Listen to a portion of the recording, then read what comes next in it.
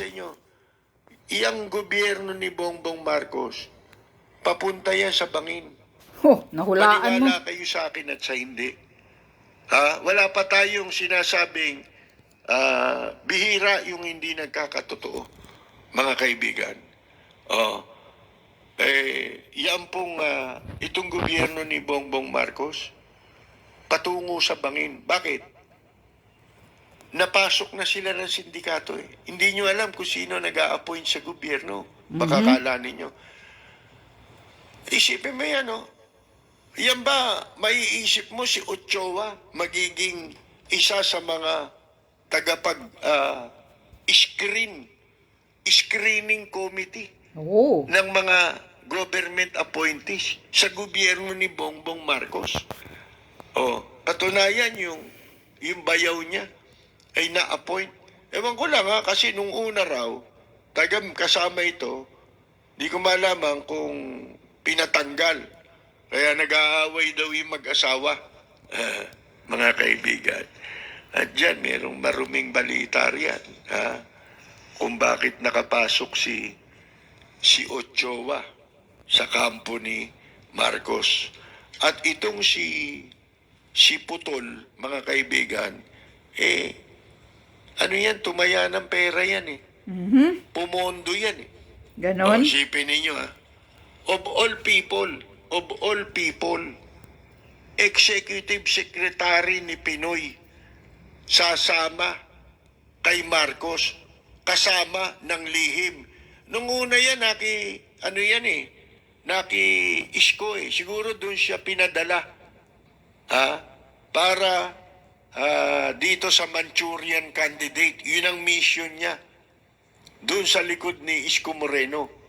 Galing yan doon eh. Mga kaibigan, nung tapos na eleksyon, nandun na siya sa Malacanang. Nanlihim.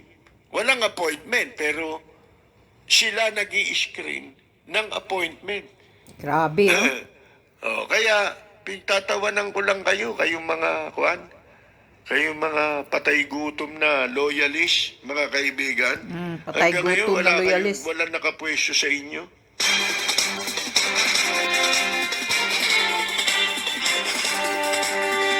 Natatandaan nyo ba? Ito, bibigyan ko kayo ng mga kasaysayan, natatandaan nyo ba si Celso de Los Angeles? Yung nabaliw kay Regine Tolentino?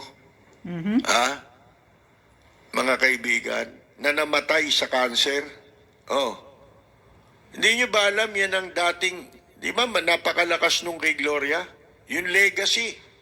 Yung nanloloko ng pera ng tao, di ba? Yung pyramid, legacy, di ba? Yung si Celso de Los Angeles, mga kaibigan, yan ang amo dati ni Vic Rodriguez. Baka hindi ninyo alam. Marami kayong hindi alam kasi, lalo na itong mga troll ni Ingkong. Sabi rito may nagsabi dyan sa atin lang daw niyan unang narinig ito. Lalabas ang kwento natin yan sa mga susunod nating pagtatanghal. Si Bongbong Marcos naliligid na ng sindikato. Baka hindi nyo alam, sindikato ng smuggling, sindikato ng illegal gambling, sindikato ng droga, nakapaligid na po, nakaposisyon na sila. Mga kaibigan, Tama ka. ng mga hired killer, yan na nakapaligid. Hard killer. Kaya makikita na ninyo Maaring magtagumpay sila sa simula, pero iyang mga yan ay pabagsak yan, mga kaibigan. Dahil nga po dyan, hindi nag-iingat alam nating hindi niya alam yan, di ba? Hindi niya alam yung nangyayari na yan. Mga kaibigan, katulad nitong si Ochoa, hindi ba? Tinatanong natin nung wala pang eleksyon kapapanalo pa lang ni Digong nyo nun bakit ka ako si Ochoa hindi nababanggit ang pangalan? Di ba? Samantalang ito ang pinaka number one isinusuka sa panahon ni Pinoy, mga kaibigan. kaya nga. Yan si Paquito Diaz Ochoa, kung tawagin ko pa. Ha?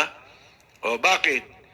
Kasi nga po, si Lisa Araneta ay kasama niya sa law office. Oh. Noon pa, magkakasama na sila. Tama ka. Yung ang pangalan ng kanilang kung tawagin ay MOST, M-O-S-T. Puro yun apelyido ng mga abogado ng law firm, mga kaibigan.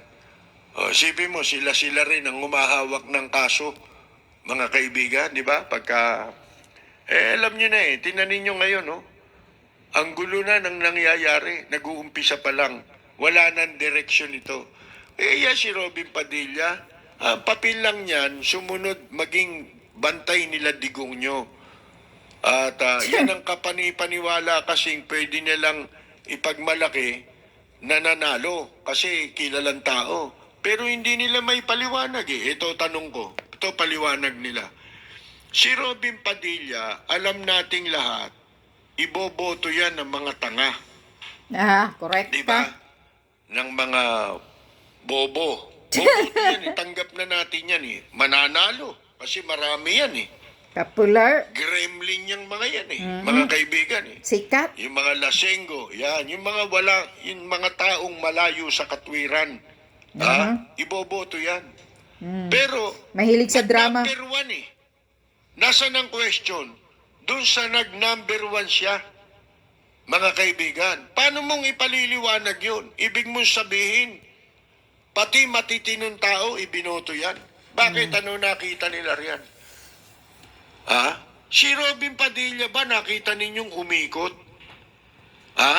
Hindi naman gano, di ba? Walang masyadong advertisement Nakaangkas lang sa ginagamit siya nung iba, di ba? Katulad ni Cayetano, si 10,000 pesos. Mga kaibigan.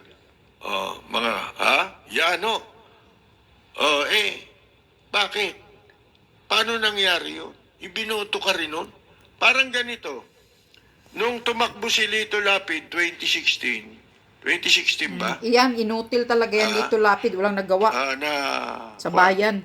Hindi, 2019. Bakit nananalo yan? Kumandidatong muli na senador, di ba? Yun yung tinatanong natin sa resulta ng 2019 elections. Na kaya pinatutunayan natin hindi totoo yan survey Hindi ba sa umpisa ng survey bago yung 2019 elections, laging nasa top 5 si Lito Lapid? Ayan top 5. Hanggang sa bago mag-eleksyon mismo. Pero pagkatapos ng eleksyon, nasan si Lito Lapid? Number 8 mas mababa ng konti. Nandun siya sa number 8 na pababa, mga kaibigan. Wala na siya roon sa Magic 5. Paano nangyari yun? Bakit? Kasi po, yung survey, mula umpisa hanggang sa before election, number 5 siya lagi. Sa Magic 5 siya lagi. Ano nangyari? Bakit siya naging number 8? Dapat naging number 2 siya o kaya number 3. Di ba? Bakit?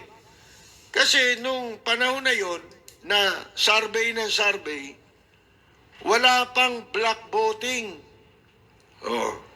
Hindi ko na paliliwanag kung ano yung black voting.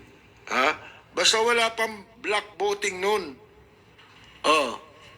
Nung election, may black voting na.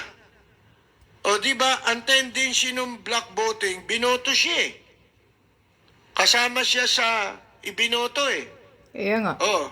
Di ba dapat from 5, tumaas pa siya?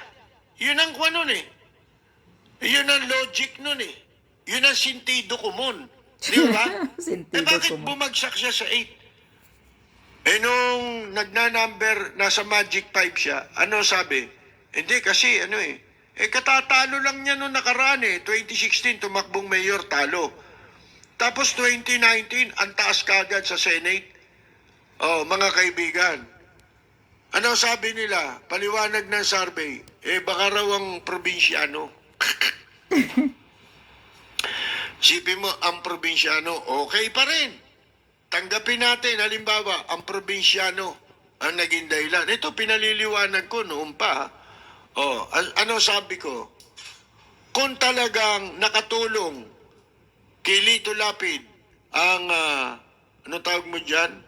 Yung, ang probinsyano. Bakit yung anak niya natalo? Kasabay niyang tumakbo noong 2019. Tumakbo namang mayor sa Pampanga. Doon sa Porac. Ba't natalo yun? Mga kaibigan. Di ba magkasama sila sa ang probinsyano? Kita na ninyo. Ilan doon sa ang probinsyano lumawak sa politika 2019? Talo yung iba eh. Anong sasabihin mo nakatulong yun? Paliwanag nga nila yun. Mga kaibigan. At saka yung Magic 5. Kaya nakatulong daw kaya nasa Magic 5. Sige nga. Hindi ba dapat nung eleksyon tumaas siya? Kasi nakasama siya sa black voting eh. Mga kaibigan eh. Bakit bumaba? Ito pa, hindi mo maipaliwanag doon. Sino number 1? Si Grace po o si Villar? Si Cynthia Villar noong 2019. Diba? Lagi lalabas ang survey, number 1 si Grace po. Susunod, number 1 si... Nagpapalitan sila sa 1 and 2. Mga kaibigan. Sino nag-number 1 sa kanila? Sipin mo yun, Hindi nagbabago. Mga kaibigan. Tapos si Robin Padilla, ano raw ang gusto niyong itawag sa kanya? Talagang tanga eh. Mga kaibigan eh. Hindi naman sa panlalait. Sinasabi ko nga eh. Yung mga pinagsasasabi niya, nagdudunong-dunungan siya bago mag-eleksyon, nung pag-upo pa lang ni Digong nyo, hanggang sa bago mag-eleksyon, mga pinagsasasabi niya, parang alam niya eh. Kaya yung mga tanga, boboto sigurado sa kanya. Kasi sa point of view ng mga tanga, matalino siya. Tayo, alam natin, di ba? Yung mga nakakaintindi, naintindihan yun. Lahat ng sinasabi niya noon, hindi pala totoo, mali pala siya. Nang haka-haka laban sa Senado at sa mga senador. Bakit? Nung nandun na siya, dumuguraw ang tenga niya eh. Hindi niya raw akalain na gano'n eh. Dapat daw Tagalog. Gusto niya ngayon, i-disenyo yung Senado para sa interest niya. Yun ang lumalabas. Kung hindi... Anyway, okay. Nagtataka lang ako dito. Kaya, kinuha ko tong ni-record ko tong ni Percy Lapid. Marami akong na-found out dito ng mga pasabog pala niya. Kaya pala siguro ginugurgur si Percy Lapid. Alam na this. Marami pala siyang alam sa mga Marcoses. Kahit noong sa ama ni Bongbong Marcos, ni Bangag Jr. Alam na alam niya kasi nga pala siya, lagi pala siya nandun nakadikit sa kanila. Kay Imelda, itong si Percy Lapid. Tingnan mo, ilang buwan pa lang nang nakaupo si Marcos Jr. dito. Alam na ni Percy Lapid na itong administrasyon ni Bongbong Marcos ay papunta na sa bangin. Dahil napapalibutan na siya ng mga smuggler, lahat-lahat andyan na sa kanila at saka yung si Ochoa, na-assign na walang appointment. Sekreto, yan, mahilig sa mga sekreto. Sinusuka na daw pala yan ni Pinoy sa Aquino noon. At saka, yung sabi niya, pati mga killers, andoon na kay Bongbong Marcos. So ano yan? Alam pala nito, alam na niya lahat. Marami siyang alam si Percy Lapid about sa mga Marcoses. Dito ako na-shock. Kaya talagang hinahanap ko lahat itong mga YouTube niya. Nakapagtataka. Nahuhulaan mo. Kaya siguro yan ang dahilan. Kaya ginugurgur ka. Kasi sa pag-upo ni Marcos Jr., ilang buwan pa lang, ikaw ang unang nagurguri. Ngayon nakikita ko marami ka palang mga pasabog about kay Marcos. Kung kaano kasalbahis ang pamilyang Marcos. Ayan, kung gaano ka magnanakaw, kung saan tinatago ang mga pera ng ama ni Bongbong Marcos noon. Marami siyang alam si Percy Lapid. Tapos pinasabog niya ngayon, kaya pala ito siguro ito ginorgor.